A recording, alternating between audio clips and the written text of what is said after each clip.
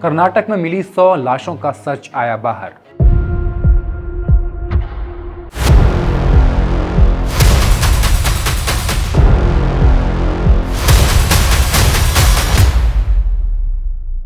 कर्नाटक के दक्षिण कन्नड़ जिले में एक तालुक है बेलथमगढ़ी। इसी तालुक में स्थित है धर्मस्थल मंदिर। बेलथमगढ़ी को पहले कुडुमा कहा जाता था। तब यह एक छोटा सा गांव था, लेकिन वक्त के साथ यह गांव एक बड़े तीर्थ में बदल गया। धर्मस्थल मंदिर में पूजा होती है मंजुनाथ की, जो भगवान शिव का एक रूप माने जाते हैं। धर्मस्थल एक हिंदू मंदिर है, लेकिन इसका मालिकाना हक एक जैन परिवार के पास है। ये थोड़ा कंफ्यूजिंग है, इसे समझिए।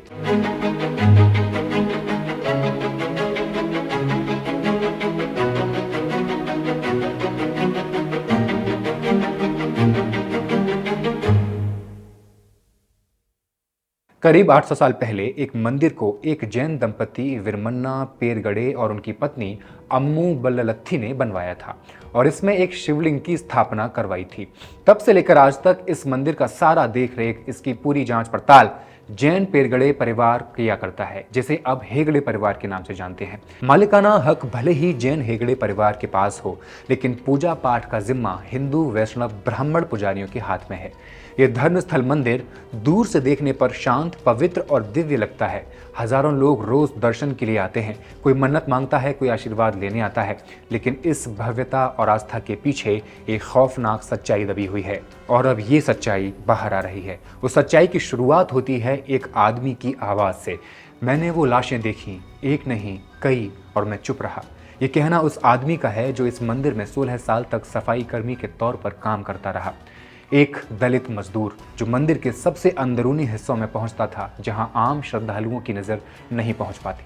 उसने बताया कि पहली बार 1998 में उसे एक लाश दिखाई गई। कहा गया, इस लाश को चुपचाप ठिकाने लगा दो।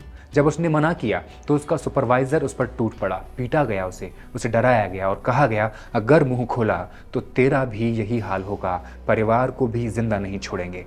उसने अपने परिवार के डर से ये सब किया और करता ही गया। सफाई कर्मचारी के मुताबिक साल 2010 में एक दिन उसे मंदिर के पिछवाड़े के एक कोने में बुलाया गया। उसे नहीं पता था कि वो जो देखने जा रहा है वो उसकी आत्मा में हमेशा के लिए छप जाएगा। एक मासूम बच्ची की लाश जमीन पर पड़ी थी। यूनिफॉर्म में थी, यानी वो स्कूल से लौटी थी या उसे ले जाया गया था, पर यूनिफॉर्म अधूरी थी। स्कर्ट और अंडरगारमेंट्स गायब थे। वो जिस हालत में पड़ी हुई थी, उसका शरीर जिस हालत में मिला, उसे एक बात साफ थी, उसके साथ दरिंदगी हुई थी, जबरदस्ती, क्रूरता, और फिर गला घोंट कर उसकी हत्या की गई थी। सुपरवाइजर ने सख्त आदेश दिया, इसे जल्दी दफना दो, बैग भी साथ में ही डाल देना। उस एक घटना ने उस आदमी के भीतर सब कुछ तोड़ दिया, लेकिन यह पहली या आखिरी लाश नहीं थी। एक और घटना, एक 20 साल की महिला की लाश, जिसका चेहरा तेजाब से जला दिया गया था। इतनी बुरी तरह जलाया गया था कि चेहरा पहचान में नहीं आ रहा था। वो लाश अखबार में लपेटी गई थी और फिर उसे मंदिर परिसर के भीतर ही एक कोने में ले जाकर जला दिया गया। हर लाश के बाद एक रूटीन बन चुका था। रात को बुलाना, लाश दिखाना, आदेश देना कि दफना दो या जला दो, जैसे कुछ हुआ ही नहीं। इस काम को कभी एक कोने में छिपाकर किया जाता रहा, कभी मंदिर के बगीचे के आसपास किया जाता रहा। आप सोचिए, एक आदमी जिसे रोज काम पर जाना है, और काम क्या है, कभी किसी बच्ची की लाश दफनाने का, कभी किसी युवती की जली हुई लाश को मंदिर के पीछे जलाने का।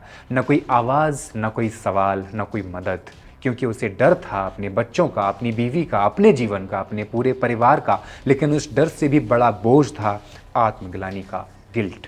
वो बताता है कि ये काम करते हुए उसके दिल में एक पत्थर सा जमता गया, लेकिन वो फिर भी चुप रहा। साल दर साल, लाश दर लाश, वो सब कुछ देखता रहा, कुछ बोल नहीं पाया। लेकिन साल 2014 में सब कुछ बदलने जा रहा था, जब उसी सफाईकर्मी की नाबालिग रिश्तेदार के साथ यौन उत्पीड़न हुआ। ये वो पल था जब उसके भीतर का डर गुस्से में बदलने लगा था। वो समझ रहा था कि अब चुप रहना सिर्फ पाप नहीं होगा, पाप के साथ साथ एक बड़ा अपराध भी होगा। पर उस वक्त भी उसने सीधे हमला नहीं किया, क्योंकि जान बचाना भी तो जरूरी था। लड़ाई लंबी थी। वो पूरे परिवार समेत भाग गया। मंदिर, गांव, जिला सब छोड़कर किसी राज्य में जाकर एक नई पहचान के साथ रहने लगा।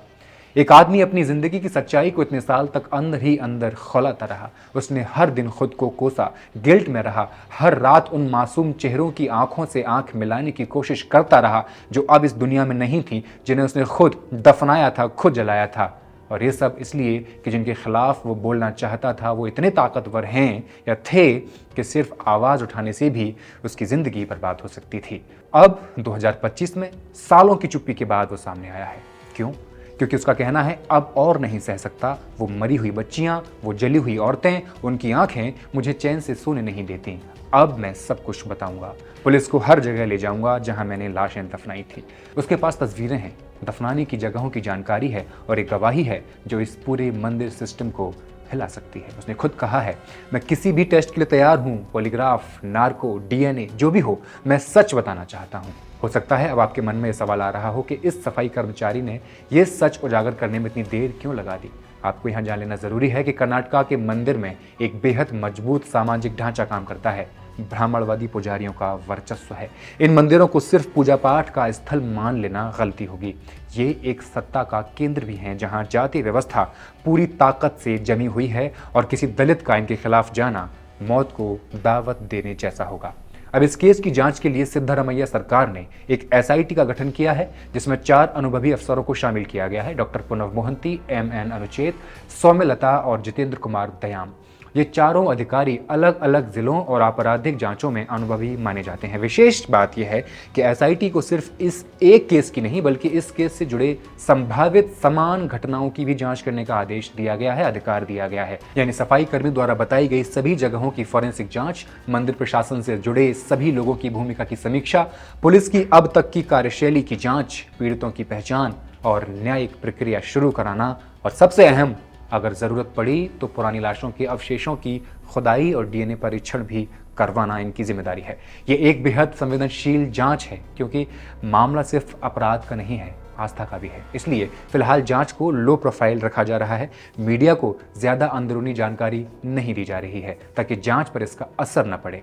लेकिन सवाल उठते हैं, क्या एसआईटी पर भरोसा किया जा सकता है? क्या इतने ताकतवर लोगों के खिलाफ निष्पक्ष जांच मुमकिन है? और सबसे अहम, क्या इस जांच का अंत केवल सिफारिशों पर खत्म तो नहीं हो जाएगा या सच में गिरफ्तारियां होंगी? क्योंकि जब भी किसी धार्मिक संस्थान या पावरफुल ट्रस्ट के खिलाफ कोई मामला सामने आता है तो सिस्टम खुद ब खुद रक्षात्मक हो जाता है। जांच की दिशा मोड़ दी जाती है, मीडिया की दिलचस्पी गायब हो जाती है, गवाह पलट जाते हैं या गायब कर दिए जाते हैं। इसलिए इस केस में गवाह ने अपने सबूत सुप्रीम कोर्ट के वकील को सौंप दिए हैं ताकि अगर उसे कुछ हो जाए तो केस खत्म न हो। अब गेंद सरकार के पाले में है। एसआईटी की टेबल पर 25 साल का बोझ रखा हुआ है। सवाल ये नहीं कि जांच होगी या नहीं, सवाल ये है कि क्या ये जांच सच में इंसाफ दिला पाएगी या फिर ये भी एक औपचारिक कवायद बनकर रह जाएगी। सफाई कर्मी ने अपने हिस्से का काम कर दिया है, उसने सब बता दिया है, ये जानते हुए कि उसकी जान को खतरा है और हो सकता है वो किसी भी टेस्ट के लिए भी तैयार है। अब अगली बारी सरकार की है, प्रशासन की है, एसआईटी की है, न्यायपालिका की है। हम दर्शक, पत्रकार, समाज के हिस्सों की भी है। क्या हम सवाल पूछेंगे? क्या हम इस केस को दबने नहीं देंगे या हम भी वही करेंगे जो अब तक होता आया है? आपका क्या कहना है इस रिपोर्ट पर? हमें कमेंट सेक्शन में लिखकर जरूर बताएं और मॉलिटिक्स को सब्सक्राइब कर दें। बहुत बहुत शुक्रिया।